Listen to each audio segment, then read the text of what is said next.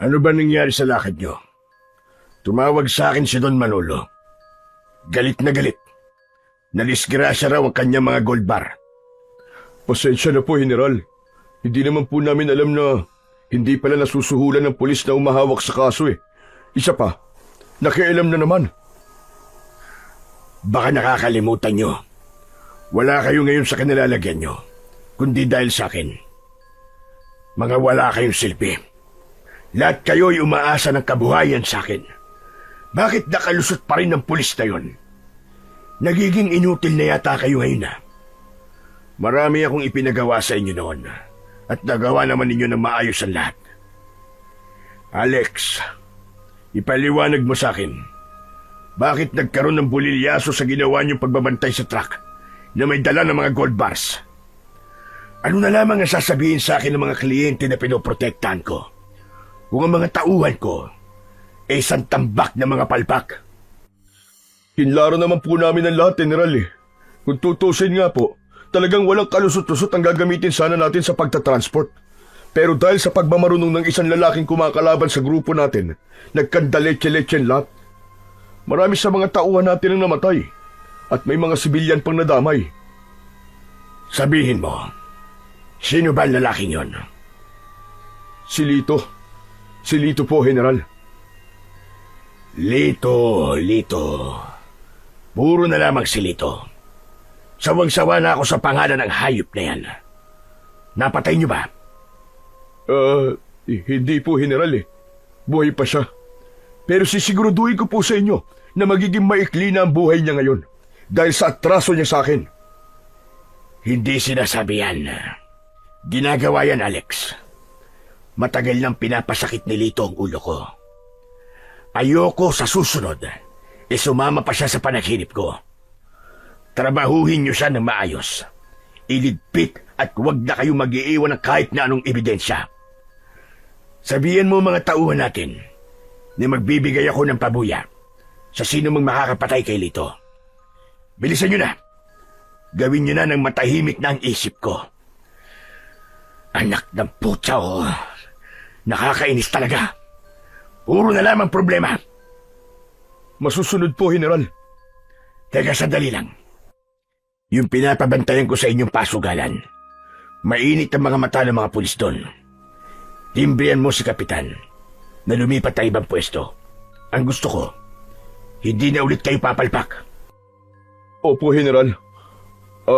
General, ano po pala ang plano niyo ngayon? Uuwi na po ba muna kayo sa mansyon? Hindi mo na ako uuwi. Kailangan ko pang hintayin na dumating ang mga kontrabando. Lalo na yung ipinagbabawal na gamot. Dating gabi, magpapain tayo ng mga tauhan natin para naman bumango-bango ang pangalan ko sa balita. Matagal-tagal na rin na hindi napapasama ang pangalan ko sa mga dyaryo. Para naman magmukhang totoo na ginagampanan ko ang tungkulin ko bilang isang magiting na general. Tama po kayo. Ligtas pa rin po ang iniingatan yung pangalan, General. Sige po, tatawag na lamang po ako sa inyo. Ang may 50 taong gulang na si Cesar ay 3 taon nang magiting na general ng kapulisan. Dahil sa mga malalaking sindikatong kanyang nahuli at nabuwag nung siya ay gumaganap sa kanyang tungkulin. Mabagsik, malupit at walang patawad kung pumatay ng mga kawatan. Lahat ay natatakot na kalabanin siya dahil sa angking husay niya pagdating sa pakikipaglaban, lalo na sa paghawak niya ng baril. At ngayon ay may sarili na siyang grupo na ang husay ay katumbas ng SWAT ng Pilipinas na kung tawagin naman nila ay Batalyon Jungler. 5 beses din siyang nagkamit ng parangal bilang isang sharpshooter ng Pilipinas. Nakipagtagisan pa noon sa iba't ibang bansa para sa nasabing titulo. Pero lingid sa kaalaman ng lahat, isa rin siyang protector syndicate. Milyon-milyon ang kinikita niya sa loob lamang ng 1 linggo. At dahil sa pagkakasilaw niya sa salapi, mas lalo siyang naging masama. Kaya hindi maiiwasan na marami na sa mga nagiging kalaban niya ang naghahangad na mapabagsak siya. Karamihan sa mga yon ay mga kabaro din niya na mga halang din ang bituka na kayang magpakamatay para lamang mapatay siya. Pabagsak niyang ibinaba ang dyaryo nang mabasa niya ang balita tungkol sa pagkakakumpiska ng gold bars kahapon. Buwisit na balita na yan. Wala na ba itong katapusan? Hoy, ikaw, Isko. Tawagin mo nga si Alex. Sabihin mo na unahin mo ng patahimikan ng reporter na nag-uugnay sa pangalan ko. Gawan ka mo ng paraan. Pabihira na yan, oh. Tatanda ko nito ng maaga kapag laging problema na lamang ang nangyayari sa paligid ko. Dala ng matinding galit ay nilamukos niya ang hawak niyang dyaryo at itinapon sa labas ng bintana ng kanyang sasakyan. Saka nagsindi ng kanyang sigarilyo at tiimbagang na napatitig sa labas ng bintana. Bigla niyang nahawakan ang kanyang kwintas na gawa sa asero. Bigay pa yon ng kanyang ama bago ito namatay sa kamay ng mga tulisan na umambush sa sinasakyan nito. Isang pulis at tapat sa serbisyo ang kanyang ama. Sa tuwing naaalala niya ang panahon na yon kung paano itong namatay sa harap niya, mas lalo niyang gustong maging isang masamang general. Dahil alam niya, nasa mga pulis mismo na kasama ng kanyang ama nagsimula ang lahat. At ang mga ito mismo ang nagpapatay sa kanyang ama. Kaya ang pagiging tapat sa serbisyo, katangahan lamang yun. Kita mo na, Tay, isa na akong general ngayon. Ganito dapat ang ginawa niyo dati. Di sana'y buhay pa kayo hanggang ngayon. Palagi niyang sinisisi ang kanyang ama sa nangyari dito. Dahil magmula nang mamatay ito, ay naghirap silang mabuti ng kanyang ina hanggang sa mamatay ang kanyang ina dahil sa gutom at sakit. Ilang beses siyang nagpalipat-lipat ng pangangalaga sa mga taong hindi naman marunong magmahal ng anak. Hanggang sa matagpuan niya ang pulis na umampon sa kanya. Ito ang nagpamulat sa kanya ng ganitong gawain. Hanggang sa dumating rin ang araw na pinatay din ito ng kapwa-pulis nito na isang babae. Yun na rin ang naging dahilan kung bakit wala siyang seneryosong relasyon. Kapag gusto niya ng isang babae, ay pumupunta lang siya sa isang nightclub na sakop ng kanyang pinoproteksyonan. Napapangiti na lamang si Cesar kapag naaalala niya ang sarap ng buhay na tinatamasa niya ngayon. Maya-maya pa ay tumunog naman ang kanyang telepono at ang nasa kabilang linya ay si Alex. Hello po, General. Hawak na po namin si Lito. Ano pong gusto niyo gawin namin sa kanya? Magaling. Hindi talaga ako nagkamali sa'yo, Alex. Nasaan kayo ngayon? Hintayin niyo ako dyan. Ako mismo ang papatay sa inayupak na yan. Nandito po kami sa dating hideout, General. Hihintayin po namin kayo dito. Isko, sa hideout. Doon tayo. Bilisan mo. Mabilis na itinapo ni Cesar ang hawak niyang sigarilyo, saka isinarado ang bintana ng kanilang sasakyan.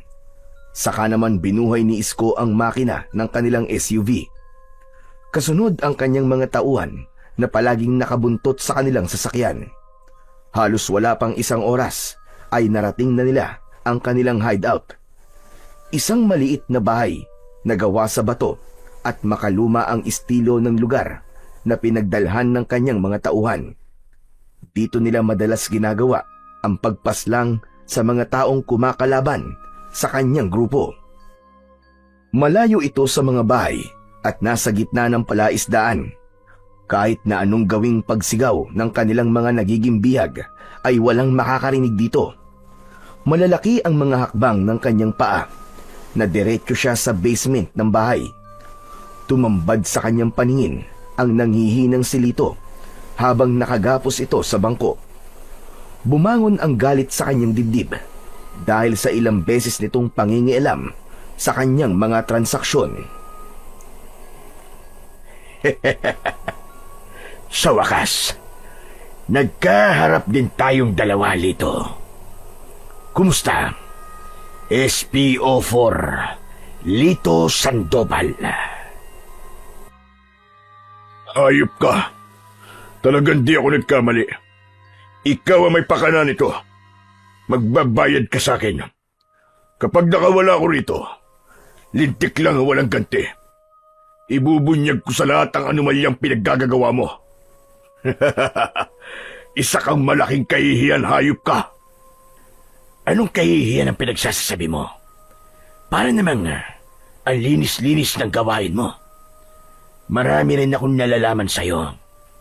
Ang ipinagtataka ko lamang kung bakit mas gusto mong pinakikialaman ang buhay ko. Isa kang inggiterong pulis tagahaman.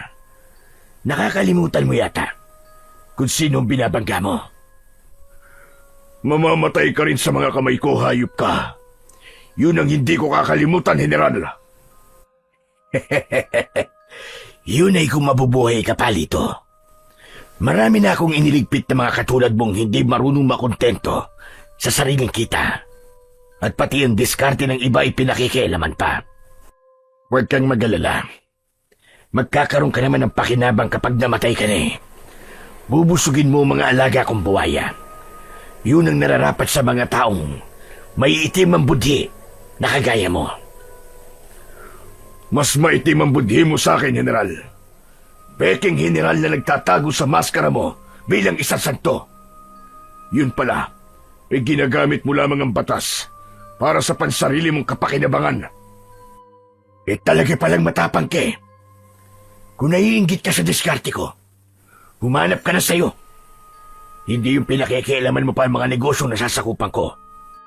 Siguro ay ikaw rin na may pakana sa pasugalan ko na natuntun ng mga pulis, ano? Sumagot ka. Hindi lang yan ang kaya kong gawin, General.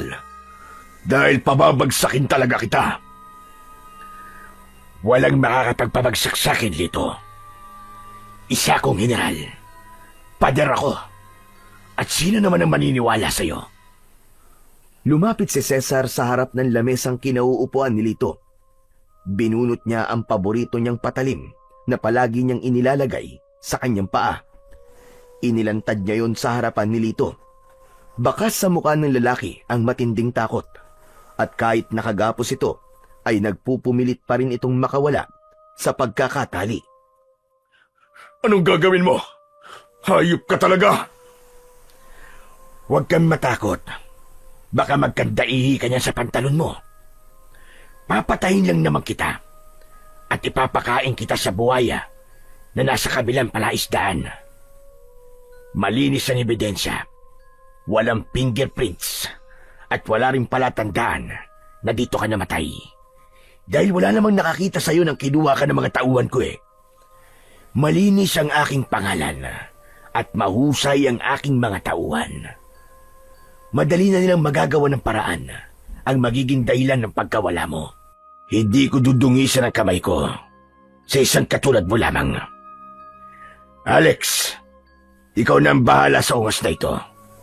Pahirapan na muna nyo bago nyo patayin. Bago umalis, ay pinagsususuntok na muna ni Cesar ang muka ni Lito. Sabay talikod niya at kinindatan niya si Alex habang nakangiti ito. Sa kanya muling isinuksok ang kanyang patalim sa kanyang paa. Saan ka pupunta? Bumalik ka rito! Hindi niyo to pwedeng gawin sa akin! Huwag ka nang mag-aksaya ng lakas mo, Lito. Ipagkakait mo ba ang mga laman loob mo sa mga buhaya? Habang naglalakad siya palabas ng bahay, ay naririnig pa rin niya ang malakas na sigaw ni Lito habang panay ang pagmumura. Itinaas niya ang kanyang kanang kamay na parang nagpapaalam siya rito. Pagbalik niya sa garahe, ay mabilis din na pinaandar ni Isko ang kanilang sasakyan, kasama ang kanyang tauhan na palaging nakasunod sa kanya. 2 motor ang nasa unahan ng kanyang sasakyan at 4 naman na van ang nasa hulihan ng kanilang SUV.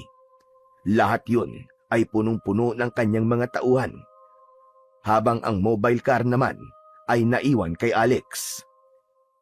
Pagkalipas ng ilang oras, ay nakarating na siya sa kanyang mansyon. Pagdating niya roon, ay may mga pulis din na naghihintay sa kanya. Mataas ang respeto ng mga ito sa kanya, na ang iba ay wala pang alam sa kanyang mga lihim na gawain. Magaan ang kanyang pakiramdam Dahil sa wakas ay nawala na rin ang tinik sa kanyang lalamunan. Pagkatapos maligo ay nahiga naman siya sa kanyang kama at kagad na nakatulog. Malaki ang tiwala niya kay Alex na magagawa nitong patayin si Lito. Kaya naman, malalim na agad ang kanyang tulog dahil sa maghapong paggala niya sa buong syudad ng Maynila. Laging ganun ang kanyang ginagawa at bihira lang siyang magpahinga. Kaya't kinabukasan, pagkagising niya ay naghanda naman siya papunta sa kanyang rest house sa Batangas. Bibisita muna siya sa presinto kahit hindi naman kailangan. Inaalam lang niya kung ano ang mga update sa bawat pasugalan na naka-line up para sa pagsasagawa ng mga raid kuno. May tao rin siya na taga-timbre sa kanya para maunahan niya ang mga pulis sa gagawing raid. Si Alex naman ang kanyang ginagamit para magawa ang pagpapasikat muli sa kanyang pangalan. Kaya naman, mula sa kanyang rest house ay sinusuri naman niya ang mga dumating na high-powered gun na nanggaling pa sa iba't ibang panig ng bansa. Lahat ay dumadaan sa kanya bago i-deliver kay Don Manolo. Mukhang maganda ang pagkakagaya sa Magnum 357 na. Mahusay ang nakuha niyong bagong kliyente. Matutuwa na naman sa atin ang mga partners natin ito. O Alex, kumusta ang ipinagawa ko sa iyo kahapon? Malinis na ba ang basura? Malinis na po, General. Naibaw na po namin ang balahibo ng manok. Wala na pong ebidensya. Busog na busog po ang alaga po niyong buhaya. Magaling, magaling, magaling. Maaasahan ka talaga, Alex. May bonus ka sa akin. Manok ang tawag nila sa mga taong pinapatay nila. Yun ang kanilang palatandaan kapag tungkol sa pagpatay ang kanilang pinag-uusapan. Sunod naman na hinawakan ni Cesar ay ang bawal na gamot na nakalagay sa mga peking prutas. Tinikman niya yon bago ipinasa sa mga tauhan ng kanyang mga kliyente na si Don Manolo. Lahat ng negosyo ng matanda ay protektado niya. Kaya pagkatapos ng nangyari ngayon, nahawak na niya ang lahat ng mga transaksyon ng matanda. Mas lalong dadami ang perang papasok sa kanyang account. Kaya malapad ng ngiti ang kanyang pinakawalan bago niya iniwan ang kanyang mga tauhan sa rest house.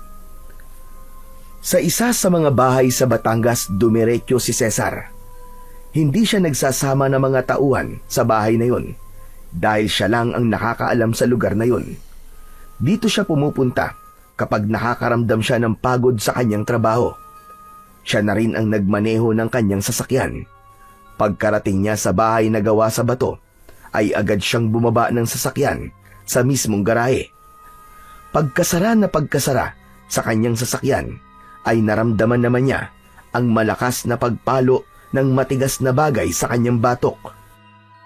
Hindi siya kagad nawalan ng malay dahil kasama yun sa mga pinagdaanan niya nang siya ay sumabak sa matinding pagsasanay. Kaya naramdaman niya ang pagkapit ng dalawang lalaki sa kanyang tigkabila ang braso at pahila siyang dinala sa likod ng bahay. Batay sa mga anino na nakikita niya dahil sa liwanag ng ilaw galing sa poste, ay nasa 8 mga kalalakihan ang sapilitang nagsakay sa kanya sa nakaparadang van sa kabilang gilid ng kanyang bahay. Halatang alam na alam ng mga ito kung anong oras siya matsyempuhan. Makikita rin sa mga upos ng sigarilyo na nakakalat sa sementadong kalsada na matyaga siyang hinintay ng mga ito. Inihagis siya sa loob ng van bago pinukpok ang kanyang muka ng puluhan ng mahabang baril hanggang sa tuluyan ng nagdilim ang kanyang paningin. Hindi niya alam kung gaano siya katagal nakatulog, pero nagising siya sa malamig na tubig na ibinuhos sa kanyang katawan.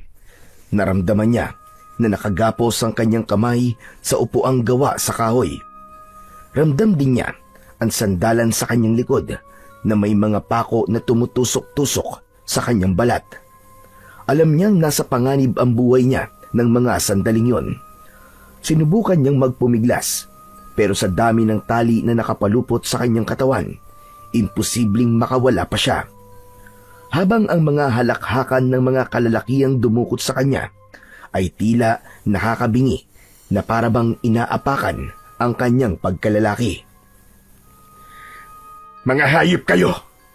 Sino kayo? Hindi niyo ba ako nakikilala? Pakawalan niyo ako rito! Kung hindi, pagsisisihan niyo ang ginawa niyo ito sa akin. Mas lalong lumakas ang tawanan. Hindi niya makita ang mga lalaking nagmamay-ari ng masasayang boses dahil nakapiring ang kanyang mga mata. Maya-maya pa ay may narinig siyang yabag ng paa papalapit sa kanyang upuan. Paika-ika ang lakad na parang may iniindang sakit sa paa. Bigla niyang naramdaman ang kamay ng lalaking nagtanggal sa kanyang piring at gano'n na lamang ang panlalaki ng kanyang mga mata nang makilala kung sino ang nasa kanyang harapan. Ikaw, hayop ka! Buhay ka pa! Siyempre, masamang damo ko eh. Ginamit ko ang utak ko para makatakas sa mga bobo mong tauhan. Pati ikaw, naisahan ko.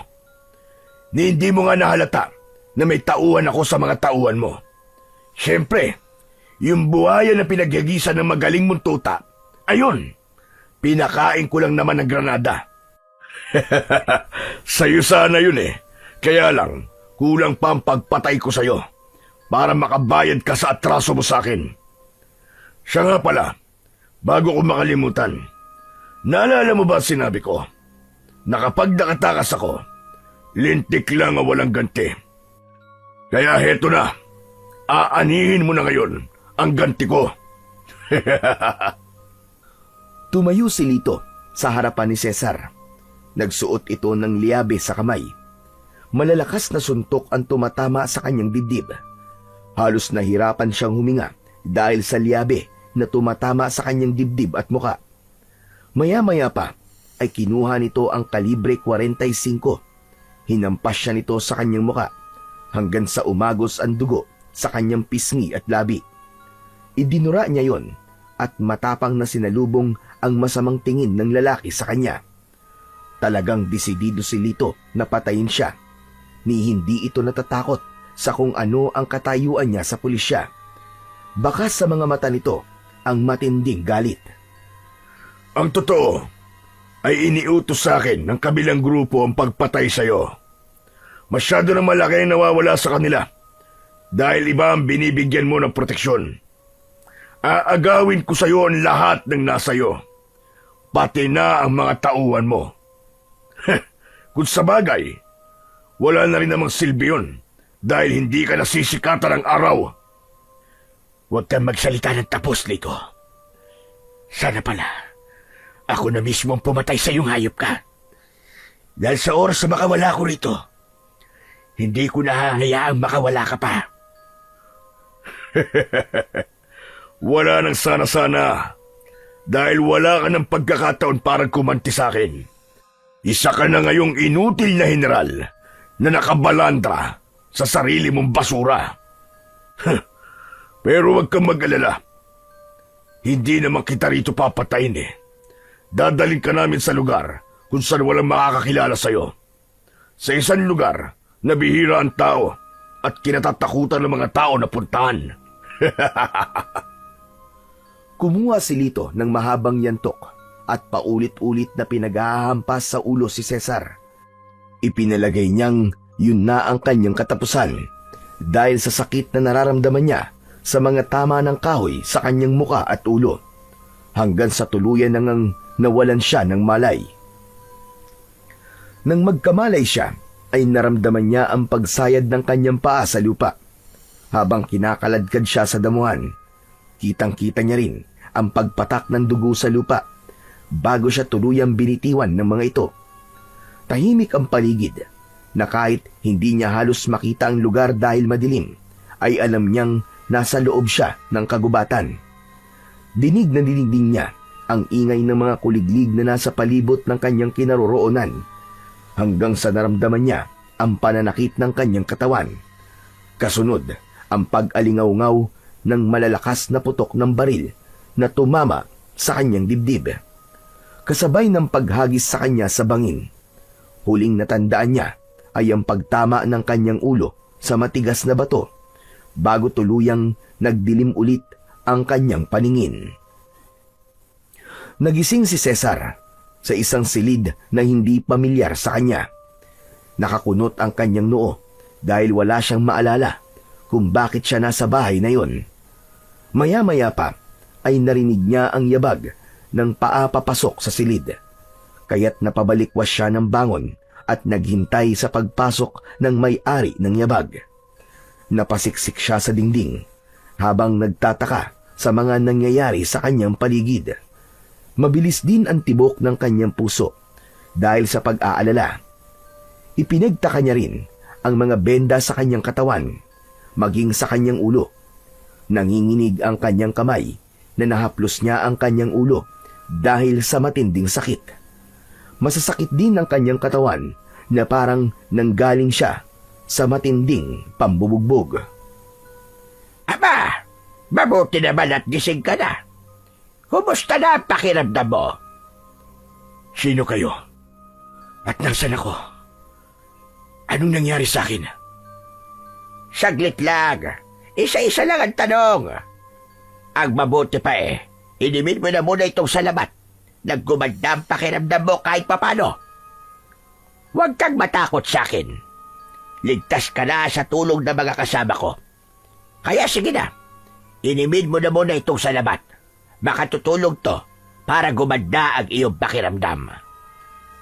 Hindi ko iinumin yan. Sino ba kayo?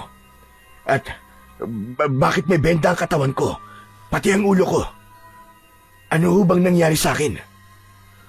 Matagal siyang tinitigan ng matanda na parang sinusuri kung ano ang nangyayari sa kanya. Inilinga niya ang kanyang paningin sa paligid pero wala talaga siyang maalala kung paano siyang nakarating sa lugar na yon. Idagdag pa ang alalahanin niya na maging ang dahilan ng mga benda sa kanyang katawan ay hindi niya rin alam kung saan niya nakuha. Sandali lang, Amang. Sigurado ka ba wala kang maalala sa mga nangyari sa'yo? Isipin mong mabuti dahil baka nalilito ka lamang sa dami kasi ng sugat na tinamo mo. Baka epekto lang yan ng lakas ng pagkakabagok mo sa bato. Halos nag-aagaw buhay ka nang makita kita. Naliligo ka sa sarili mong dugo. Abay, sino ka ba? Hindi ka kasi pamilyar sa akin at halatang hindi ka taga rito sa lugar na ito. Sino ko? Teka, sino nga ba ako? Diyos ko, bakit pati pangalan ko wala akong maalala? Anong gagawin ko? Halos sabunutan ni Cesar ang sarili niyang buhok dahil kahit na anong gawin niya ay ayaw gumana ng isip niya. Nalilito siya sa mga nangyayari at natatakot siya na baka may nagawa siyang kasalanan kaya pinaparusahan siya ng ganun. Naramdaman niya ang pagtayo ng matanda para sana mas lumapit sa kanya.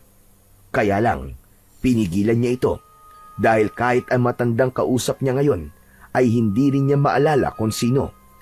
Nakuyom niya ang kanyang kamao habang nakatingin sa muka ng nag-aalalang matanda. Pilit na inaalala ni Cesar kung sino ba siya at kung ano ang pangalan niya. Pero habang iniisip niya yon, ay tumitindi naman ang pananakit ng kanyang ulo. Kaya naman, dahil sa sakit, ay napahawak siya ng maigpit sa kanyang ulo at napasigaw ng malakas. Ah! At sakit! Bakit ganun? Bakit wala akong maalala? Tatang, sabihin ho nyo, sino ho ba ako? Kilala nyo ho ba ako? Huwag mo na lamang piliting maalala kung sino ka, Amang. Baka mas lalo lamang makasama sa kalagayan mo yan. Huwag kang magmadali. Dahil siguro sa laki ng pinsalang natamo mo sa ulo, kaya pansamantala kang nawalan ng alaala. Ngunit huwag kang mag-alala. Dahil naniniwala kong hindi magtatagal, ay babalik din ang alaala mo. Pasensya ka na kung hindi kita dadala sa ospitalan dahil sa naging tama ng bala ng baril sa dibdib mo.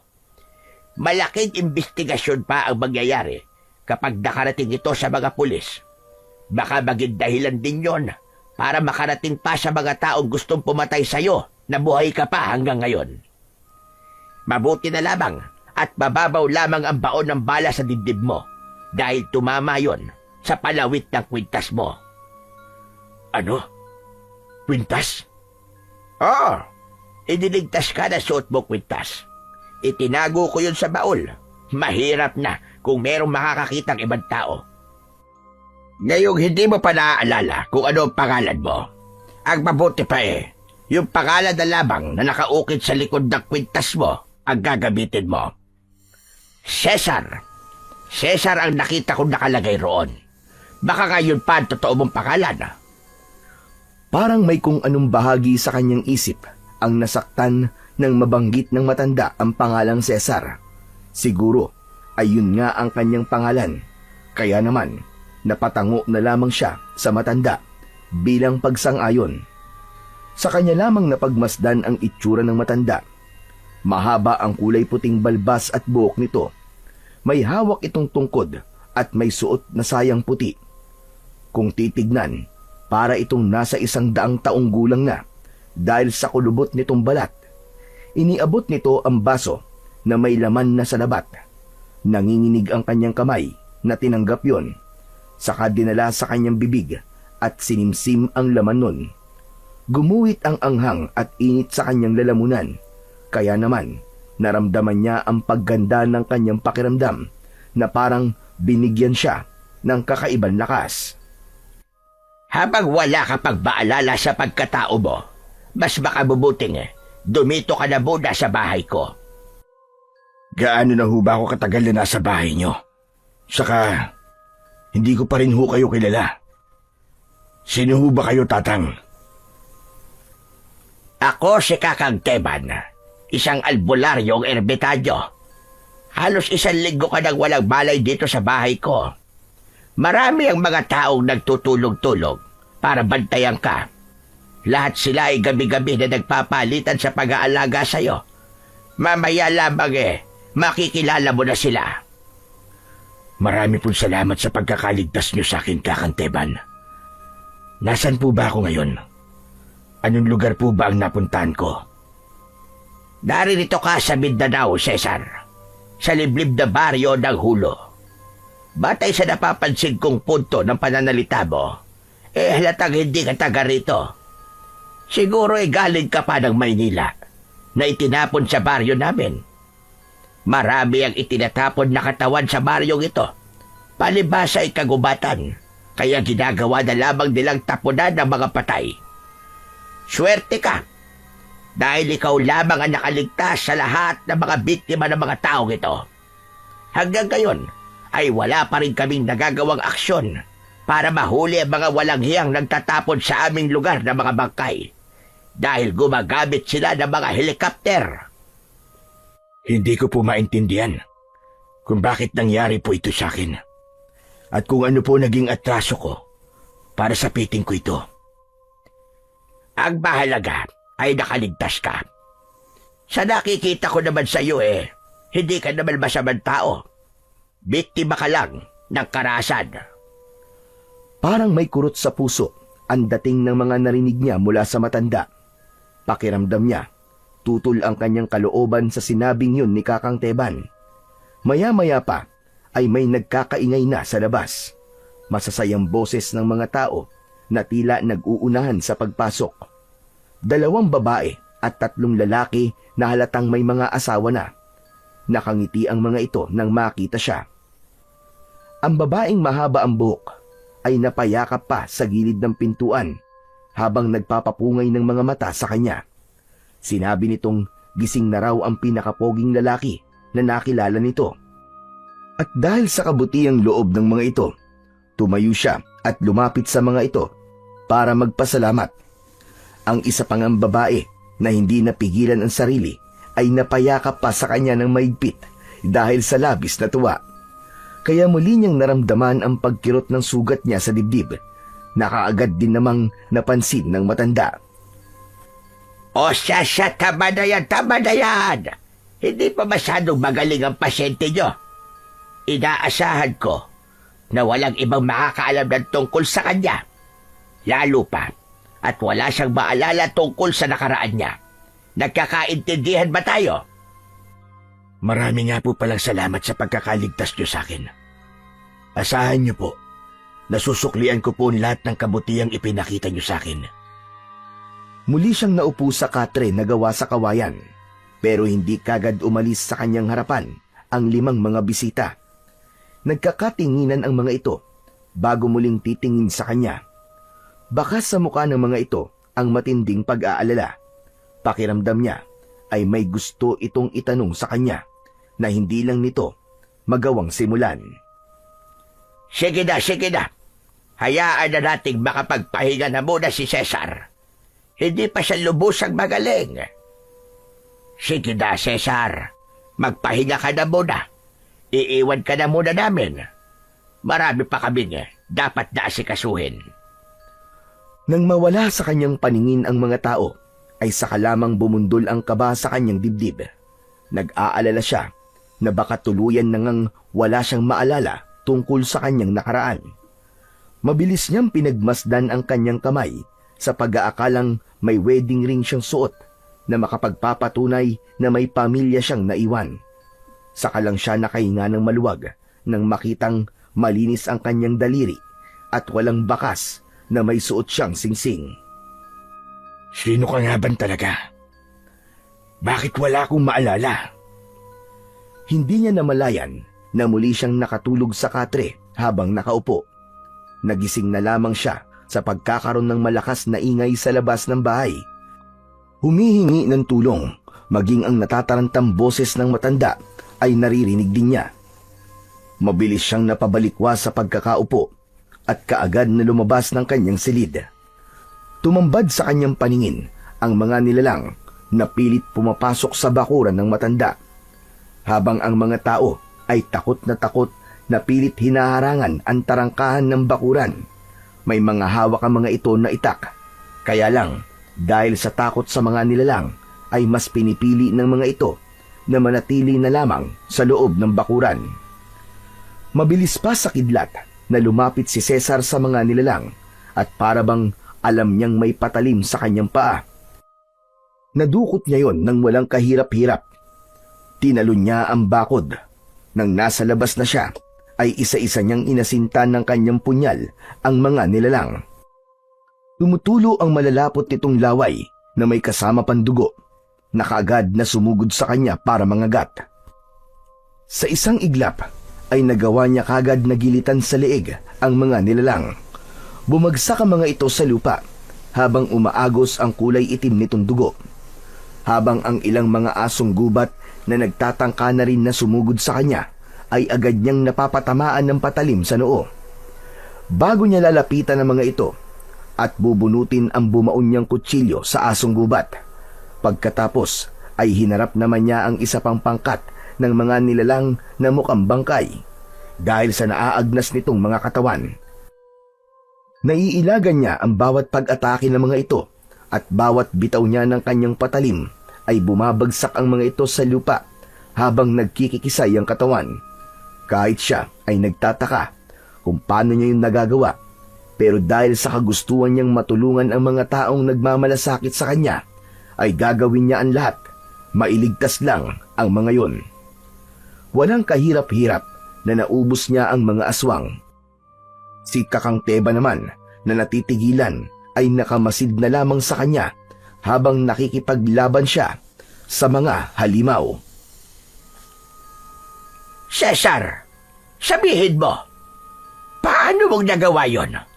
Saka, saan galing ang patalim mo? Hindi ko nga po alam, Kakanteban eh. Basta, namalayan ko na lamang po na kaya ko silang labanan. Saka, saan po kaya galing ang patalim na ito? Naramdaman ko na lamang po sa aking isipan na meron ho kong patalim sa paanan. Akala ko nga po kayo po naglagay nito eh. Hindi ko napansin na may patalim ka sa iyong katawan. Maaaring nakalimutan mo ang nakaraan mo. Pero ang pakikipaglaban mo sa mga nilalang na yon ay hindi na wala sa iyo. Sa nakita kong husay mo sa pakikipaglaban, hindi ka isang ordinaryong tao na basta na lamang itatapon sa lugar na ito. Para kasing dumaan ka sa isang matinding pagsasanay. Ang bakod ng bahay ko, natalon mo ng walang kahirap-hirap. Tapos ang mga tama nila sa noo ay sapat na para masabing isa kang mahusay na mandirigma.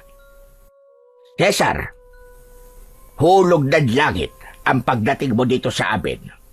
Sa palagay ko, ikaw na ang matagal ko nang hinihintay na makakatulong sa aming lahat dito. Sinulyapan ni Cesar ang mga tao sa kanyang paligid. Halos lahat ay nakaawang ang mga bibig. Hindi rin makapaniwala sa nakitang galing niya sa pakikipaglaban. Kaya lamang, mas nag-alala siya sa mga nilalang na sumugod sa bahay ng matanda. Isang patunay yon na marami pa siyang hindi nalalaman sa lugar na kanyang napuntahan. Hindi man niya nauunawaan lahat. Alam niyang mga masasamang elemento ang mga nilalang na nakalaban niya. Ang mabuti pa sa loob na lamang tayo ng bahay mag-usap. Tara na mga kasama. Ayusin na lamang ninyo ulit ang ating tarakahan. Wala naman yatang nasaktan sa inyo o kahit nasugatan. Kung may nasugatan man po, Kakanteban, ano po ang mangyayari sa kanila? Mahahawa sila ng pagiging aswang ng mga nilalag na yon. Saka lang din nakabawi sa pagkakabigla ang mga tao nang makita silang pumasok sa loob ng bahay ng matanda. Pagkaupo ng matanda sa bangko na gawa sa uway, ay nakangiti itong napatingin sa kanya. Baka sa mukha ng matanda ang katuwaan na parabang nagkaroon ito ng pag-asa sa katauhan niya. Ang totoo niyan, Cesar, matagal na akong naghahanap ng lalaking may kakayahang makipaglaban. Nakayang tapatan ang lakas ng isang immortal o mga nilalang na nakatira sa kabilang dimensyon ng mundo natin. Matagal na naming iniiwasan ang pagsalakay ng mga aswang na dalahig. Sila ang mga kamag-anak ng mga amalanhig. Bukod sa kanila, ay meron silang pinuno na balak gawing aswang ang mga taong nakatira sa baryong ito. Kakaunti na lamang ang natitirang normal na tao sa lugar na ito, Cesar. Dahil sa pagpapatuloy na pananalasa ng mga aswang na yon. Natatakot ako na baka pati ang iilang mga tao na naninirahan dito ay maging isa na ring ganap na halimaw. Aswang na dalahig? Anong uri po sila ng mga aswang? Saka, bakit niyo po ito sinasabi sa akin? Dahil kailangan ko ang tulong mo, Cesar. Ang mga aswang na dalahig, sila ang mga nilalang na pumapatay ng mga tao na kapag hindi nasusunog ang kanilang mga nagiging biktima, ay muling mabubuhay sa 3 oras at magiging isa ng ganap na dalahig o halimaw. Kaya patuloy silang dumarami. Para silang mga virus na kayang magpalipat-lipat at manghawa sa pamamagitan ng kagat. Narinig ni Cesar ang mga yabag ng paa papalapit sa kanilang kinaroroonan. Kanya-kanya ng pakiusap ang mga ito na tulungan sila na makalaya sa mga aswang na dalahig. Nakita namin kung gaano kakahusay pagdating sa pakikipaglaban. Pero hindi ka namin pipilitin kung ayaw mo, Cesar. Pero sana, matulungan mo kaming matalo ang pinuno ng dalahig. Bago pa niya maubos ang mga tao rito sa amin. Nakita mo naman siguro kung gaano sila ka-agresibong pumapasok sa loob ng bahay ko. Dahil ito at ang kabilang ilog na lamang ang hindi pa nila nasasakop. Kakanteban, sa paanong paraan ko po kayo matutulungan? Kung marami na sa inyo nagiging aswang, nangangahulugan po lamang na halos lahat po ng mga nakatira sa lugar na ito ay mga aswang na dalahig na rin. Ano po magagawa ko para mapigilan sila? Kailangan mong makakuha ng ginintuang buhok ng tikbalang. Ginintuang buhok ng tikbalang? Abe, saan naman po ko makakahanap ng ganon?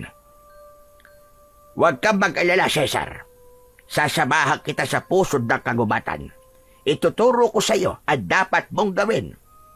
Pero hindi magiging madali ang paghahanap sa kanya dahil kailangan pa nating hanapin ang direktang nasisikatan ng liwanag ng bilog na buwan bago mahanap ang lagusan papunta sa mundo nila.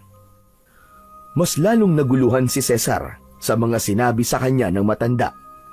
Bigla rin ang pagkirot ng kanyang ulo nang maisip niya na hindi isang ordinaryong nilalang ang kailangan niyang hanapin para sa buhok ng tikbalang. Alam kong mahirap para sa iyo ang maintindihan lahat ng mga sinabi ko. Pero yun na lang ang nag-iisang kapangyarihan na pwede mo magamit para ipantapat sa pinuno ng mga dalahig. Nakikiusap ako sa iyo, Cesar. Tulungan mo kami. Ikaw na lamang ang natitirang pag-asa namin. Kakanteban, dahil utang ko po sa inyo lahat. Sige ho, gagawin ko po. Tutulungan ko po kayo. Pero paano naman po kapag nagkaharap kami ng tikbalang? Paano po ako makakakuha ng buhok niya? Simple lang. Kailangan mo siyang patayin gamit ang sarili mong lakas. Kapag hindi mo yun nagawa, habang buhay ka nang makukulong sa mundo nila hanggang sa mamatay ka. Alam kong kaya-kaya mo yon, Cesar. Magagawa mo siyang labanan. Malaki ang tiwala namin sa'yo. Hindi ko po hahayaan na mabigo kayo sa akin, Kakanteban. Kahit buhay ko pa po ang kapalit.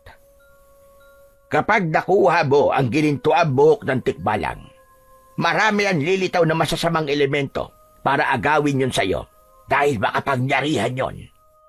Kaya gawin mo ang lahat para maingatan mo ang buhok. May limitasyon ang pagbubukas at pagsasara ng lagusan. Magkaiba ang oras sa mundo nila kumpara sa mundo nating mga tao. Dahil ang isang oras sa kanila ay katumbas ng 3 araw dito sa ating mundo.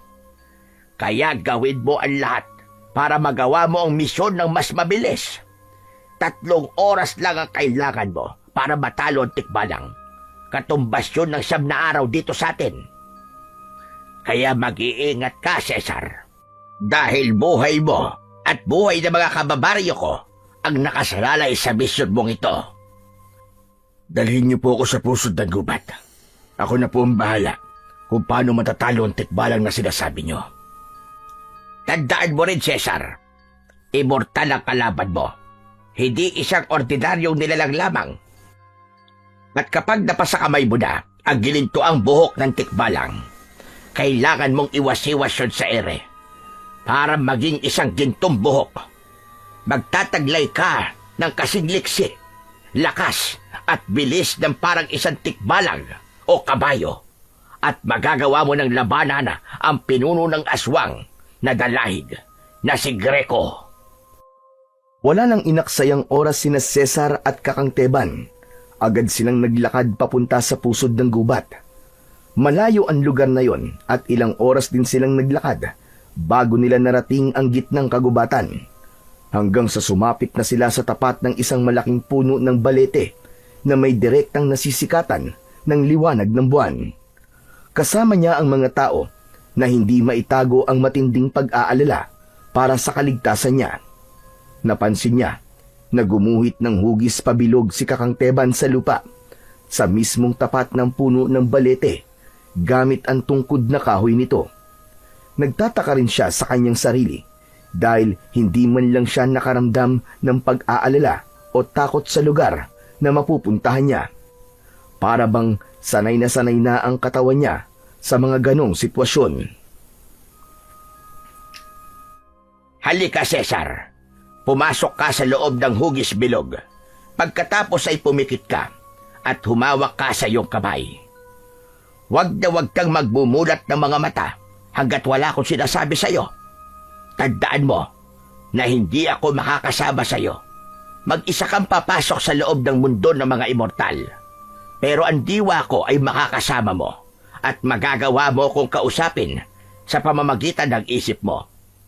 Dito lamang ako magbabantay sa pagbabalik mo dahil habang nasa loob ka ng mundo nila, hindi maiiwasan na baka may mga masasamang elemento ang makatawid papasok sa mundo natin. Naiintindihan ko po, Kakanteban. Huwag po kayo mag-alala. Gagawin ko po kung ano ang aking makakaya. Mariin niyang ipinikit ang kanyang mga mata. Pagkatapos ay narinig niya ang mahihinang pag-usal ng orasyon ng matanda sa tabi niya. Ang palad nito ay ipinatong sa kanyang ulo at kahit nakapikit siya ay naaaninaw niya ang liwanag sa kanyang paligid. Naririnig niya ang parang pagpunit ng kahoy sa tapat nila. Alam niyang siya at si Kakangteban lang ang nakakapansin nun. Maya-maya pa ay narinig na naman niya ang boses ng matanda. Sige na, imulat mo na ang mga mata mo, Cesar. Dahan-dahang iminulat ni Cesar ang kanyang mga mata. Tumambad sa kanyang paningin ang maliwanag na katawan ng nakabukang punong kahoy. Marami ang nakalutang na mga dahon na hinihigop ng mga yon papasok sa loob. Nagsimula na siyang humakbang papasok sa loob, kasabay ng muling pagsara ng lagusan. Mabilis ang tibok ng kanyang puso dahil sa kakaibang itsura ng paligid. Maraming bulaklak ng orkidyas, ngunit ang kulay ay sa balat ng ahas. Ang mga katawan ng mga punong kahoy ay parang may mga buhay na halatang nakikiramdam sa kanyang ginagawa. Ramdam na ramdam din niya ang malamig na simoy ng hangin sa kanyang balat. Ang mga ibon biglang nagkagulo nang makita siyang naglalakad. May ilog din sa gilid, ngunit pabaliktad ang agos ng tubig. Imbis na pababa, paitaas ang agos nito. Parang may kung anong malakas na enerhiya na gumagabay sa kanya. Kasunod ang tinig na naririnig niya sa kanyang isip.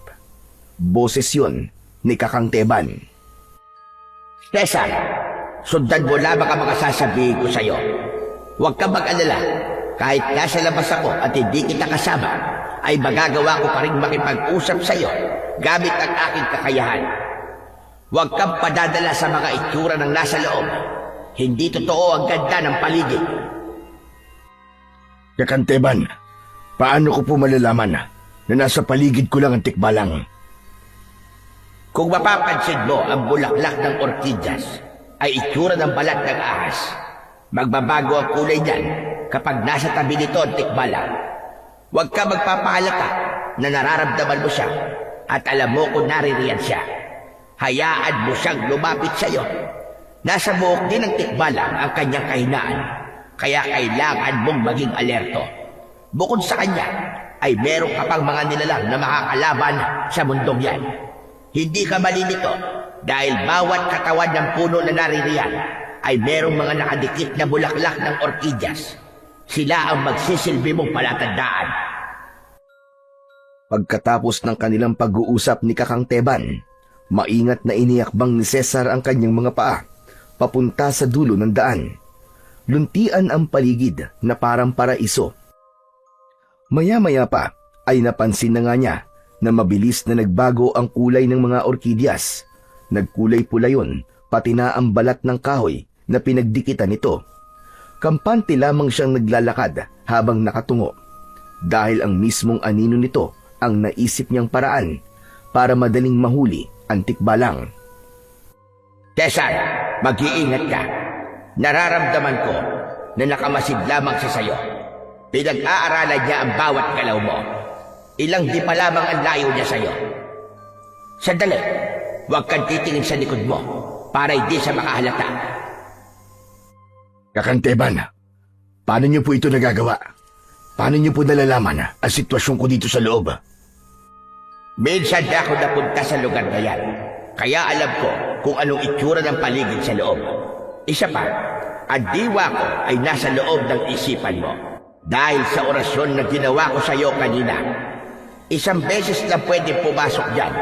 Kaya naisipan ko ang ganitong taktika para masamahan kita at makita ko na rin kung ano ang nangyayari sa iyo dyan sa loob. Hindi pa man nakakalayo si Cesar, ay naramdaman niya ang pagbaon ng kuko sa kanyang likuran. Kasunod ng pagtalsik niya sa katawan ng isang punong kahoy. Bumagsak siya sa lupa nang nakadapa. Hindi pa siya nakakatayo, ay umangat na naman ang kanyang katawan sa lupa at humampas na naman siya sa kabilang puno. Halos mapaigik siya sa sobrang sakit. Hindi niya nakikita ang kalaban. Nakikita lang niya ito sa anino. May hawak na pana ang tikbalang habang nakatutok sa kanya. Saktong pagbitiw nito sa pana ay nakailag naman siya sa tiyak na pagtama ng palaso sa kanyang katawan.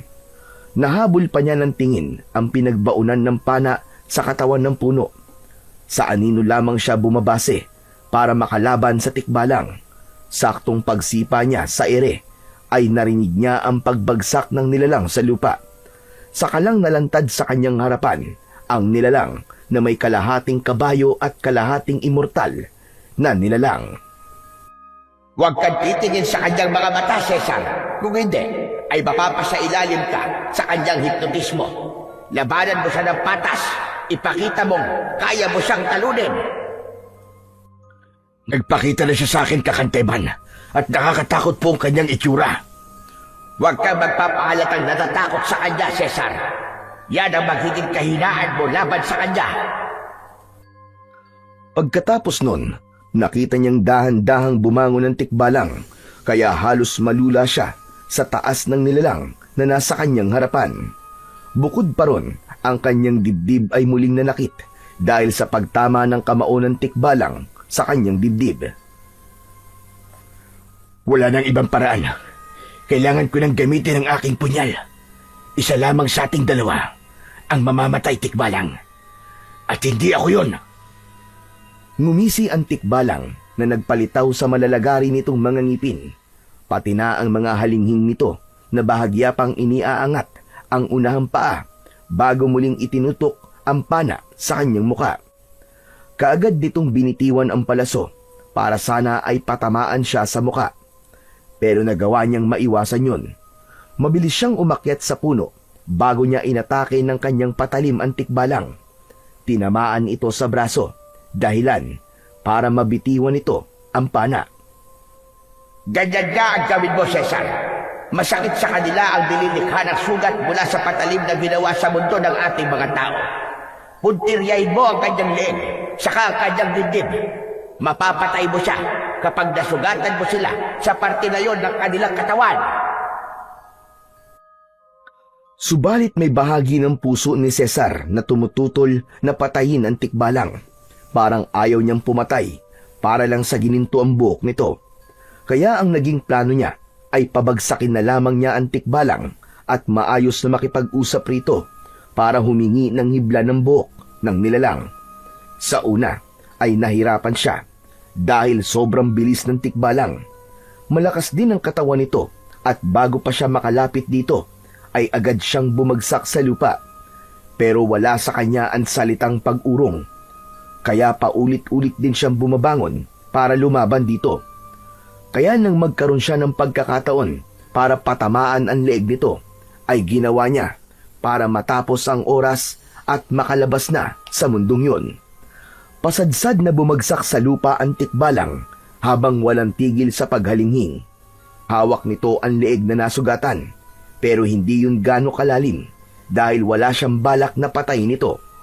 Lumapit siya rito at inilahad niya ang kanyang kamay para alalayan itong tumayo. Asensya ka na, kaibigan tikbalang. Pero kailangan ko lang ang gininto ang buhok mo para mailigtas ko ang mga tao laban sa mga masasamang nilalang na gustong pumatay sa mga kauri ko. Cesar! Aba Cesar, anong ginagawa mo? Patayin mo na siya!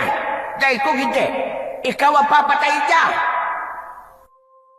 Hindi ko po kailangan gawin yun, Kakanteban. Para lamang po sa buhok na sinasabi nyo. Makikiusap po ko sa kanya na kung maaari, ay bigyan na lamang po niya ako ng kahit na konti.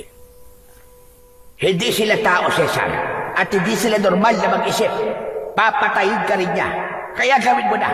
Tuluyan mo na ang tikbalang na yan. Hindi po, Kakanteban. Kailangan ko magtiwala sa kanya. Kaya't kaibigan, nakikiusap ako sa iyo. Wala akong balak na patayin ka. Ang gusto ko lamang ay ang kapangyarihan para matalo ang aswang na dalahig. Tanging ang buhok mo lamang ang makakatalo sa pinuno nila. Hindi ako masamang tao. Nagagawin ko ang lahat para lang makuha ang gusto ko. Kaya sana, kaibigan, nakikiusap ako sa iyo. tulungan mo ko.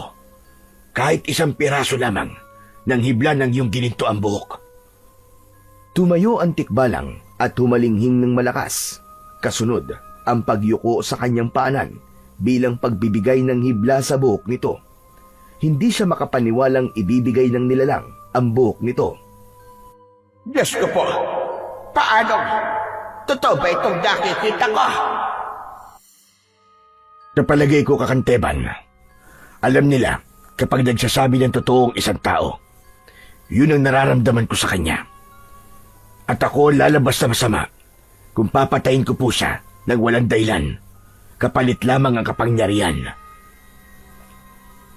Mabilis niyang pinutol ang buhok nito, saka iwinasiwas sa ere. Nagkulay ginto ito na may balot ng kulay dilaw na liwanag. Bukod pa ron, kasabay ng paglisan ng tikbalang sa kanyang harapan, ang pagsulpot naman ng malaking kabayo sa kanyang harapan. Kulay puti yun na lumuhod sa kanyang harapan, na parabang pinasasakay siya sa likod nito. Lahat ng kanyang pag-aalala ay nawala nang makita ang puting kabayo. Pagkasampa niya sa likod nito, ay sakalang tumayo ang kabayo bago siya umalis at nag-iwan muna siya ng konting mensahe sa tikbalang na nagbigay sa kanya ng gininto ang buhok. Maraming salamat sa iyo, kaibigan Tikbalang. Patawarin mo ko kung nagambala akong pananahimik mo. Alam kong ipinahiram mo lamang sa akin ang kabayong ito. Kapag natapos na ako sa misyon ko, ay ibabalik ko sa iyo ang alaga mo. Maraming salamat ulit sa iyo, kaibigan. Pagkasabi niya nun, ay muling nagbukas ang lagusan. Nagsimulang humakbang ang kabayo palabas sa katawan ng balete. Nakita niya si Kakangteban na mahimbing na natutulog sa pabilog na guhit. Alam niyang tumagal ng 1 oras ang kanyang pamamalagi sa loob, kaya 3 araw lang siyang hinintay ng matanda sa labas. Kaagad din ito nagising nang tumunog ang bibig ng kabayo. Nagmamadali ang matanda na bumangon at tuwang-tuwa nang makita si Cesar na dala ang gininto ang buhok ng tikbalang. Nagawa mo, Cesar. Nagtagumpay ka. Salamat po sa tulong niyo, Kakanteban. Pasensya na rin po kung hindi ko po ginawa ang inyong inutos. Hindi ko lang po talaga kaya napatayin ang nilalang na wala namang ginagawang masama sa akin. Huwag ka mag-alala. Masaya ako sa naging desisyon mo. Hindi mo ginawa mali na inuutos ko sa'yo. Sa halip, mas doble pa sa inaasahan ko ang naging kapalit ng pagpasok mo sa lagusan papunta sa kabilang mundo. Sa wakas, mapipigilan mo na ang pag-aasik ng lagim ng mga aswang na dalahig. Ay na po. Sumakay na po kayo, Kakanteban. Kailangan na nating umuwi sa bahay nyo. Saka na po natin sasagawa ang ating mga plano laban sa mga aswang. Kaya lang, hindi pa man sila halos nakakalayo sa lugar, ay nakarinig na sila ng sunod-sunod na pag-alulong ng mga asong gubat. Pati na ang pagkabalisa ng kanilang sinasakyang kabayo. Umangat ang unahang paa ng kabayo, na muntik pang mahulog ang matanda sa hulihan nito. Kaya nang hawakan niya ang tagiliran ng kabayo, ay saka lamang ito kumalma at bumaba silang dalawa ng kabayo. Inilinga nila ang kanilang paningin sa paligid at nagulat sila sa dami ng mga nilalang na nakatayo sa kanilang unahang daan. Sa gitna nito ay ang nakatayong si Greco. Nakatalukbong pa ito ng kulay pulang tela, ngunit kita niya ang mukha nito habang naaagnas ang balat. Meron ding mga uod na lumalabas sa butas-butas nitong katawan. Sinasabi ko na nga ba, at malalaman nilang nasa kamay mo na ang gininto ang buhok ng tikbalang. Talagang malalakas ang kanilang pag-amoy. Hindi po ako natatakot sa kanila, Kakanteban. Ngayon pa ho, na nasa akin na po ang malakas na kapangyarihang may pangtatapat ko sa kanilang pinuno. Naramdaman ni Cesar ang hawak niyang buhok. Nag-iinit yun na parabang gumagapang sa buo niyang katawan. Naramdaman niya ang malakas na enerhiyang nanggagaling sa buhok ng tikbalang. Ang kabayo naman na walang tigil sa paghalinghing, na parang nakahanda na rin na lumaban, ay panay din ang pag-angat ng paa sa unahan. Sabay kaskas sa lupa at panay ang singa. Samantalang ang mga aswang na dalahig naman ay parang mga bubuyog na panay ang bulungan sa pag-angil na akala mo ay nakahanda na rin para umatake. Hindi nga nagtagal ay nagulat silang dalawa ni Kakang Teban nang biglang mag-anyong asong gubat ang mga aswang. Halos nag-aagawan ang mga ito sa pagsugod sa kanila. Humarang siya kay Kakang Teban para hindi ito masaktan ng mga asong gubat. Hindi niya inaasahan na ang buhok ng tikbalang ay biglang humaba na parang isang latigo. Malakidlat sa bilis na inihagupit niya yon sa mga kalaban. Gumuguhit sa hangin ang liwanag na taglay ng kanyang sandata at bawat tamaan ng malalatigo na buhok ng tikbalang ay mabilis na nag-aapoy ang katawan ng mga aswang at parabang natutunaw na kandila. Nakita yun ng pinuno ng mga ito, kaya ito na mismo ang tumakbo para kalabanin siya. Hindi naman niya inaasahan na malakas ang pinuno, kaya halos tumilapon siya sa kabilang gilid ng daan sa lakas ng epekto ng sipa ng pinuno. Natagalan siyang bumangon. Nagulat na lamang siya sa ginawa ng kabayo nang pinagsisipa nito ang mga asong gubat na panay ang sugod sa kanila. Kaya nagkaroon siya ng pagkakataon para muling tumayo at lumaban. Iwinasiwas niya ang kanyang sandata sa hangin at lumikhayon ng malaapoy na bola na tumatama sa katawan ng mga kalaban. Mag-iingat ka, Cesar. May kapangyarihang itim ang pinuno. Kaya gawin mo ang lahat para hindi niya maagaw sa iyo ang ginintoang buhok ng tikbalang. Nilapitan niya ang kabayo. Sa tulong nito ay nagawa niyang makatayong muli para lumaban. Habang ang mga alagad naman ni Greco ay pasugod na ulit sa kinaroroonan ni Kakang Teban. Pero mahusay rin naman ang matanda sa pakikipaglaban, kaya hindi na siya masyadong nag-alala. Ginamit niya ang buo niyang lakas para makalaban sa pinuno. Isang malakas na paggagupit ng latigo sa katawan ni Greco ang ginawa niya at tinamaan ito sa braso. Napaluhod ito sa lupa at mabilis din namang nakatayo para gumanti sa kanya. Umatake ito ng sipa sa kanyang tagiliran na hindi naman niya masyadong ininda. Sa halip, umikot siya sa ere at lumukso papunta sa kinatatayuan ng pinuno. Mabilis niyang ipinulupot sa leeg nito ang ginintoang buhok ng tikbalang. Hindi ito makagalaw na parang napapaso sa init na taglay ng hibla ng buhok ng tikbalang. Napasigaw ito sa sobrang sakit na nararamdaman. Hindi naman niya inaasahan na ang pagpalaho pala na yon ni Greco ay pagtatawag pa sa mas higit na maraming tauhan ito. Nagsiliparan ang mga natutulog na ibon sa mga puno nang dumagsa ang mga alagad ni Greco. Isang malakas na pagpalo ng buhok ng tikbalang ang pinakawalan ni Cesar laban kay Greco. Tinamaan niya ito sa likod na mas lalong ikinalakas ng pagsigaw nito. Galit na galit itong umatake sa kanya, kaya lang isang malakas na suntok ang pinakawalan niya. Tinamaan ito sa muka, katulad sa lakas ng sipa ng kabayo. Yun din ang epekto ng kanyang kamao na tumama sa katawan nito, kaya tumalsik ito at humampas sa puno. Tara na, Cesar! Umalis na tayo! Hindi natin sila kaya ngayon. Higit na mas marami sila kaysa sa ating dalawa. Wala pa sanang balak na umalis si Cesar, pero nakita niya ang mga dalahig na halos parami na ng parami ang pagsugod sa kanila. Mga nag-aagawan pa sa pag-atake, makalapit lang sa kanilang kinaroroonan. Lalo pa at alam na ni Greco na hawak na niya ang ginintoang buhok ng tikbalang. Kaya wala nang nagawa si Cesar kundi ang sumumpa sa likod ng kabayo saka muling pinatakbo papalayo sa lugar na yon. Habang dinig na dinig nila ang pag-angil ng mga aswang na dalahig. Ha! Kumapit po kayo mabuti, Kakang Teban.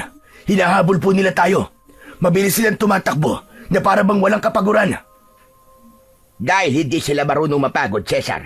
Ang gusto lang nila ay maghanap ng makakain at makapanghawa ng mga tao. Sumusunod labang sila sa utos ng kanilang pinuno na si Greco. Kaya kung mapapatay natin ang kanilang pinuno, saka lang din sila mamamatay at magbabalik sa dating anyo bilang isang malamig na bangkay.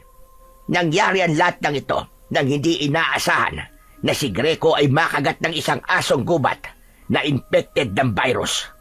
Kaya nagkaroon ng aksidente sa pagsasalvage sana sa lalaki. Salvage? Kung ganun, nagsimula ang lahat sa isang aksidente. Ngunit paano nga? Dito itinapon ang katawan ni Greco. At sa hindi inaasahang pangyayari, merong asong gubat na nakatakas mula sa isang eksperimento. Itinurok nila sa katawan ng asong gubat ang kakaibang sangkap na droga. Hanggang sa nauwi sa pagiging halimaw nito. Bukod sa ipinagbabawal na droga, ay may laboratorio rin, ang planta na nakatayo sa gitnang kagubatan para sa mga scientist na gustong tumuklas ng kakaibang gamot. Gagawa sila ng virus at pagkatapos sila rin ang magbibigay ng kunwaring gamot para kumita sila ng limpak-limpak na salapi. Doon na nagsimula ang pag-aasik nila ng lagim nang magkabali sila sa kanilang pagsasanay. Nalaban namin na ang planta pala na pagawaan ng droga ay protektado ng isang masamang general na nakatira sa Maynila. Kaya hanggang ngayon ay hindi pa rin ito naipapasara. Marami na ang buhay na nasira. Marami ang namatay dahil sa kasamaan niya. At hanggang ngayon ay hindi pa rin napipigilan ang mga taong naaapektuhan ng virus. Kung ganun, kaya hindi na ipapasara ang planta dahil mataas na taon sangkot at nagpoprotekta sa ganitong kasamang gawain. Napakasama naman ang general na yun. Ang dapat sa kanya ay mamatay. Alisan ang kapangyarihan sa gobyerno. Napakuyom na lamang ng palad si Cesar habang maigpit na hawak ang tali ng kabayo. Habang tumatagal, ay pabilis ng pabilis ang takbo ng kanyang kabayo. Paglingon niya sa kanilang likuran, ay malayo na rin ang agwat nila sa mga asong gubat na humahabol sa kanila. Kaya lang, sa hindi inaasahang pangyayari, hindi napansin ng kabayo ang nakaharang na malaking troso sa kanilang daraanan. Tumilapon sila. Kasama silang lumipad sa kabilang gilid ng daan. Nang bumagsak sila sa lupa, pasadsad silang napasiksik sa punong kinabagsakan nila. Halos mapaigik siya sa sobrang sakit. Pero dahil sa hawak niya ang buhok ng tikbalang, ay hindi siya masyadong naapektuhan ng pagkakabagsak niya sa lupa. Samantalang si Kakang Teba naman ay natagalan bago nakatayo. Ang kabayo naman ay hindi na halos nakagalaw sa lupang binagsakan dahil naipit ang paa nito. Nilapitan niya ang kabayo para sana alalayang tumayo. Kaya lang ay inabutan na sila ng mga kalaban kaya muli silang nakipagpambuno sa mga asong nakasunod sa kanila. Hindi niya hinayaan na masugatan siya ng mga ngipin ng mga ito. Maya-maya pa ay bumalik ang dating anyo ng aswang na dalahig. Dahil sa liwanag na sikat ng buwan ay maliwanag niyang nakikita ang mga kalaban. Pambihira ito. Mukhang ayaw na nila tayong tantanan. Hindi sila tumitigil hanggat hindi nila nakukuha ang buhok ng tikbalang sa mga kamay mo, Cesar. Pwes, hindi po sila magtatagumpay. Kinuha niya ang patalim sa kanyang paa at kinalaban ang mga asong gubat sa pamamagitan ng husay niya sa pagtarget sa noo ng mga ito gamit ang punyal. Hindi alam ni Cesar kung paano niya natutunan ang kasanayan na yon sa talim laban sa mga kalaban. Nagtataka na lamang siya sa bawat pagbitaw niya ng kanyang punyal ay tumatama yon sa noo ng kanyang mga kalaban. Halos masuka siya sa mabahong amoy ng mga ito dahil sa naaagnas na katawan ng nilalang. Idagdag pa ang malalaking uod na lumalabas-pasok sa mga butas ng katawan ng mga aswang. Napapalunok siya ng laway na napatingin sa nagtutubig na katawan ng mga nilalang.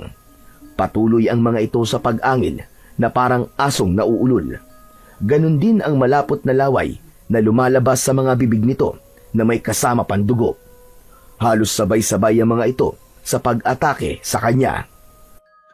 Habang si Kakang Teba naman ay abala sa pakikipaglaban sa mga asong gubat, siya naman ay abala rin sa paggagupit ng malalatigong buhok ng tikbalang sa mga kalaban, kasama ang kanyang patalim na malaki rin ang naitulong para makapatay ng kalaban. Sa kakaatras niya ay hindi niya napansin ang nakaharang na bato sa kanyang hinahakbangan. Bumagsak siya at napahampas ang kanyang ulo sa malaking bato. Naramdaman niya ang pagkahilo at narinig niya ang sigawan ng mga tao na bagong dating lang para tulungan sila. Habang ang kanyang pandinig ay pahina ng pahina, pati ang kanyang paningin ay palabo na ng palabo, hanggang sa tuluyan ng nawalan siya ng malay. Napabalikwas ng bangon si Cesar nang marinig niya sa panaginip ang boses ni Alex, ang kanyang tauhan. Inilinga niya sa paligid ang kanyang paningin at nakita niya ang nakangiting si Kakang Teban. Nakaupo ito sa kanyang tabi habang nagpapaamoy ng mabangong dahon ng kalamansi sa kanyang ilong. Bumalik sa kanya ang lahat ng alaala bago siya napadpad sa lugar na yon, hanggang sa alaala kung paano siyang nakipaglaban sa mga aswang. Lahat ng yon ay malinaw sa kanyang isipan. Natakot kami sa'yo kagabi, Cesar. Nang makita namin na lumabas ang dugo sa ilong mo, pati na sa tenga mo, dahil sa lakas ng pagkakabagok ng ulo mo sa matalas na batong yon. Mabuti na lamang at dumating ang mga kasama natin. Hindi tayo tuluyang napahamak sa kamay ng mga aswang. Saka pala, kumusta na ang pakiramdam mo ngayon? Maayos naman na po ang pakiramdam ko. Sa palagay ko po, ay hindi ko po makakayanang labanang mag-isa mga aswang na dalahig. Marami po sila masyado. Kakailanganin ko ang tulong ng mga tauhan ko. Halos manlaki ang mga mata ng matanda sa huli niyang sinabi. Bumalik na ang kanyang alaala. Alam na niya kung gaano kalaki ang pagkakamaling nagawa niya sa lugar na kanyang napuntahan. Isang patunay na ang pagbibigay sa kanya ng pangalawang buhay ay ang pagtatama sa kanyang mga nagawang pagkakamali. Tama ho kayo na narinig, Kakang Teban.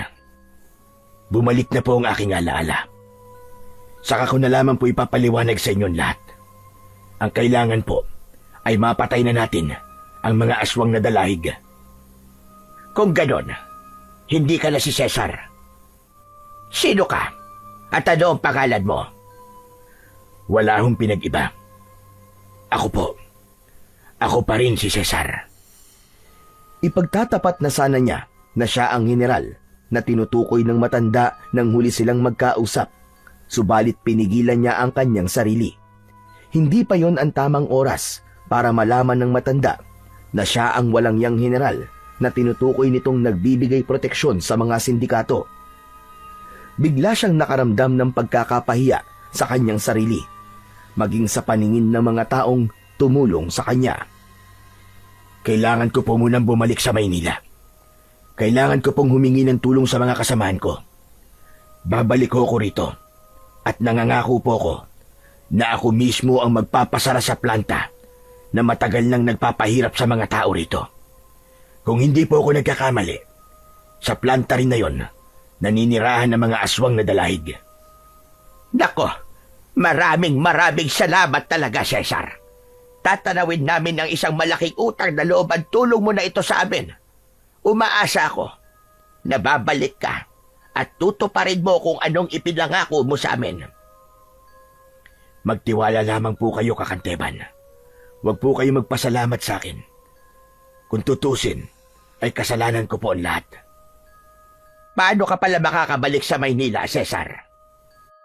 Saglit na napaisip si Cesar, pero agad din naman na nagsalita ang matanda nang bigla itong may maalala. Saka pala, naalala ko na. Bago ka namin natagpuan sa bangin, may nadaanan kaming isang private plane na nakaparada sa runway ng planta. Mangyaring ang bangin na pinaghulugan sa'yo ay malapit doon. Kutob namin, yun ang ginamit nila para maitapon ka sa lugar na ito. Sa tingin ko, ay maayos pa ang eroplanong yon. Kaya siguro sila hindi nakabalik. Dahil doon pa lamang, ay inatake na sila ng mga aswang. Kaya hindi nila natapos na maayos ang pagpatay sa'yo. Samahan niyo po ako sa lugar na yon, Kakang Teban. Susubukan ko pong paliparin ang eroplano. Mabilis na kumilos sina Kakang Teban at Cesar para lang makarating sa lugar na tinutukoy ng matanda. Sakay sila ng kanyang kabayo. Pagkaraan ng ilang minuto, ay narating nila ang sinasabi ni Kakang Teban na kinalalagyan ng private plane. Kaagad siyang lumukso sa kabayo para pumasok sa loob ng private plane. Sinuri niya ang gas nito at nakita niyang walang sira yun. Maliban sa ilang bahid ng mga dugo sa upuan at kalmot sa cover ng upuan, indikasyong nagkaroon ng komusyon roon sa pagitan ng mga tauhan ni Lito at ng mga aswang. Binuhay niya ang makina at inilagay sa kanyang tenga ang headphone. Tumango lamang siya sa matanda bilang pamamaalam niya. Kaya lang ay may inabot ito sa kanya, isang kwintas na may nakabaon na bala ng kalibre 45. Alam kong mahalaga sa'yo ang kwintas na yan. Kaya heto, isinusoli ko na sa'yo. Mag-iingat ka, Cesar. Kayo rin po, Kakanteban. Isang malalim na buntong hininga ang pinakawalan niya bago siya tuluyang umalis. Tanaw pa niya sa ibaba ang nakatingalang matanda bago siya tuluyang umalis sa lugar na yon. Gagawin niya ang lahat. Mapalaya lamang ang mga ito sa kamay ng mga aswang. Halos tumagal ng 2 oras ang naging biyahe niya bago siya tuluyang lumapag sa kanyang mansyon.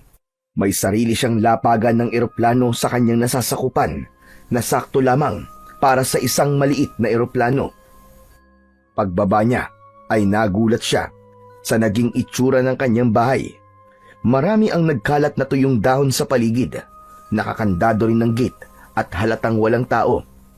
Maingat siyang bumaba ng hagdan pero nagulat siya sa biglang pagsasalita ng lalaki sa kanyang likuran. Sino ka? Bakit pumasok ka dito nang walang paalam? Magsalita ka. Kung hindi, bubutasin ko ng bala ang ulo mo. Humarap si Cesar sa lalaking nagsasalita at ganun na lamang ang panlalaki ng mga mata ni Alex nang makilala nito si Cesar. General! Diyos ko, kayo nga! Saan kayo naggaling? Bakit ngayon lang kayo? Ang tagal niyong nawala. Mahabang istorya, Alex. Ang hirap ipaliwanag kung paano ako nakaligtas sa kamay ni Lito. Nabalitaan ko nga rin po nangyari sa inyo. Alam niyo bang inagaw na ni Lito ang pamamahala sa mga dati nating pinoprotektahan? Ang balita po namin patay na kayo. Diyos ko, salamat General at buhay pa kayo. Kaya lang, paano kayong nakuha ni Lito? Ang lintik na yon. Nakatakas siya nung ipapatay ko siya sa inyo. Nalaman ko na may kasama tayong traidor. Mabuti na lang at hindi ko pa talaga oras ng mga sagdaling yon. At hindi pa ako namatay. Ibinaba ni Alex ang hawak nitong baril. Maya-maya pa ay isa-isa nang nagpakita sa kanila ang kanyang mga tauhan. Kaya mas lalo siyang nagtataka sa sitwasyon ng mga ito sa bahay niya. Ano nangyari sa inyo? Saka bakit parang nagtatago kayo sa masyon ko? Marami sa mga tauhan natin ang pinatay ni Lito. Salamat naman General at nakabalik na kayo. Mababawi na natin ang mga kinuha nila sa atin. Hindi, Alex. Wala tayong babawiin dahil wala tayong pag-aari. Lilinisin natin ang buong Maynila laban sa mga sindikatong nagpapahirap sa ating mga kababayan. Hindi na ako babalik sa masamang gawain. Pero sa ngayon, kailangan kong tulong nyo. Kailangan nyong sumama sa akin. Pero, kulang na po tayo sa mga tauhan. Tatawag ako ng press conference para sa paglilinaw sa bigla kong pagkawala. Sa ganung paraan, babalik ang dati nating mga tauhan. Alam ko na ang mga tapat at mapagkakatiwalaan ng mga tauhan ko ay handang sumama sa akin kahit saan. Matutulungan mo ba ako, Alex? Alam niyo naman po na sa inyo po ang buong katapatan ko Pagkatapos nilang mag-usap, ay nagpatawag nga ng press conference si Cesar. Nakarating na rin yun sa pangkat ni Lito na buhay pa ang general. Kaya halos maubos ang basyo ng bala nito sa galit nang malamang hindi napatay si Cesar. Marami ang nagpasalamat na sa wakas raw ay nakabalik na ang tirador ng Maynila. Dahil sa pagkalat ng balita, pati si Don Manolo ay kagad na bumisita sa kanya sa mansyon para alokin siya na ituloy ang kanilang naudlot na pinag-usapan. Ipinahuli niya ang mga ito sa mga pulis. Ibinigay niya rin ang mga ebidensya sa mga pulis at isiniwalat niya na ito rin ang nagpanakaw ng mga gold bars sa mga turista. Marami ang naipakulong ni Cesar. kasama ang matataas na uri ng mga sindikato. General, ano po bang gagawin natin kina Lito? Madalas ko po makita ang mga tauhan niya. Pinapamanmanan po tayo. May alam na akong paraan kung paano silang mapapanagot sa naging atraso nila sa atin. Pero malaki ang magiging pakinabang ko sa kanila kapag hahayaan natin silang sumunod sa atin sa Mindanao. Ano po bang gagawin natin sa lugar na yun, General? Tatanaw lang ako ng utang na loob sa mga taong nagligtas sa buhay ko. Bakit po kailangan isang batalyon pa po ang isasama natin? Dahil isang batalyon din ng mga aswang ang makakaharap natin doon sa planta ni Don Manolo. Pupunta tayo ron para pumatay ng mga aswang na dalahig. General, parang ang laki na po ng pinagbago nyo. Ano po nangyari sa inyo? At bigla kayo nagkaganyan. General, hindi po totoo mga aswang. Hindi ako nasisiraan ng ulo, Alex. Totoo na aswang ang kalaban natin. Kung sa bagay, wala namang mawawala sa akin kung sasama ako sa inyo. Isa pa, sakay naman tayo ng C-130. Sakay na sila ng C-130 helicopter ay abala pa rin sila sa pag-uusap. Lalo pa at alam nilang nakasunod sa kanila ang pangkat ni Lito na gigil na makaganti sa kanya. Napapangiti na lamang siya habang pinagmamasdan ang marami niyang mga tauhan na magkakaharapang nakaupo sa loob ng sasakyan. Ilang sandali pa ay lumapag na ang kanilang sasakyan sa malawak na damuhan. Mabilis silang nagkubli sa makapal na puno ng kahoy para hindi sila mapansin ng mga tauhan ni Lito. Alam niyang ang balak lang ng mga ito ay pigilan siya sa pagpunta sa planta na pinoproteksyonan nito. Sinadya niyang magpasunod dito nang kahit na papano ay may magagamit siyang pain sa mga aswang na dalahig. Hindi niya inaasahan na makikita niya roon si Kakang Teban. Seryoso ang mukha nito na parang kilala na siya nito dahil sa uniformeng suot niya at sa mga estrelya na nakalagay sa kanyang balikat. Hindi kagad siya nakapagsalita dahil sa uri ng pagkakatingin ng matanda sa kanyang muka. Pati na ang pagtingin nito sa kanya mula ulo hanggang paa. Kung ganon, ikaw palang walang yang general na nagbibigay proteksyon sa planta na pumatay sa pamilya ko. Patawarin niyo ako, Kakanteban. Hindi ko po alam na aabot sa ganito ang pinagagagawa ko. Nandito po ko para itama ang mga nagawa kong pagkakamali. Madaling magpatawad, pero ang sugat na nilikha ng pagkawala ng pamilya ko ay habang buhay kong hindi makakalimutan. Gagawin ko lang po muna kung ano na ipangako ko sa inyo bago ko po haharapin ang mga nagawa kong pagkakamali sa inyo. Samahan lang po nyo kami papunta sa planta. Sigurado na ba talaga kayo, General? Nagagawin niyo to? Walang dahilan, Alex, para itigil to. Pero, General... That's an order, Alex. Maraming sibilyan na mapapahamak. Kailangan natin silang protektahan. Malalaman mo rin ang kahalagaan ng misyong ito kapag nakaharap na natin ang mga aswang na dalahig. Parang ang laki na talaga ng ipinagbago niyo, General. Hindi na po kayo ang General na nakilala ko. Sinasabi mo bang hindi ka sang-ayon sa pagbabagong ginawa ko? Ay hindi. Hindi po, General. Natutuwa lamang po ako na hindi na po kayo ang masamang General na nakilala ko noon. Kung nasan po kayo, nandun din po ako. Susuportahan ko po kayo, General. Hindi po ako tutol sa desisyon nyo. Kahit hindi ako naniniwalang totoo ang mga aswang. Totoo ang mga aswang. Pero ang nilalang napapatay nyo ay gawa-gawa lang ng mga taong nagkamali sa kanilang eksperimento at sa kasawiang palad. Isa sa mga planta na dati niyong pinoproteksyonan ang nakagawa ng ganitong pagkakamali. Halos lahat ng mga tao rito ay infected na ng nasabing virus at isa na silang ganap na mga halimaw na uubos sa mga natitirang tao na naninirahan dito. Kaya sana, gawin niyo ang nararapat para mailigtas sa mga tao. Magsasalita pa sana si Kakang Teban nang biglang umalingaw-ngaw ang malalakas na putok ng baril sa gitnang kakahuyan. Kasunod ang malalakas na sigawan ng mga tauhan ni Lito. Malalaki ang mga hakbang na pinuntahan nila ang pinagmumulan ng putok ng mga baril. Narinig niya ang halinghing ng kanyang kabayo sa kanyang likuran. Kaagad siyang sumampa sa likod nito. Dala ang kanyang ginintuang buhok ng tikbalang. Inihanda niya rin yon habang ang liwanag na taglay nito ay kitang-kita niyang nakabalot sa kanyang sandata. Nagsimula na rin ang pagliwanag ng buong katawan ng kabayo. Sabay patakbo niya sa kabayo. Siya! Nauna na siya sa kanyang mga tauhan, kasama si Kakanteban. Narating nila ang planta na nakatayo sa gitna ng kagubatan at nagulat sila sa dami ng mga aswang na lumalantak sa katawan ng mga tauhan ni Lito.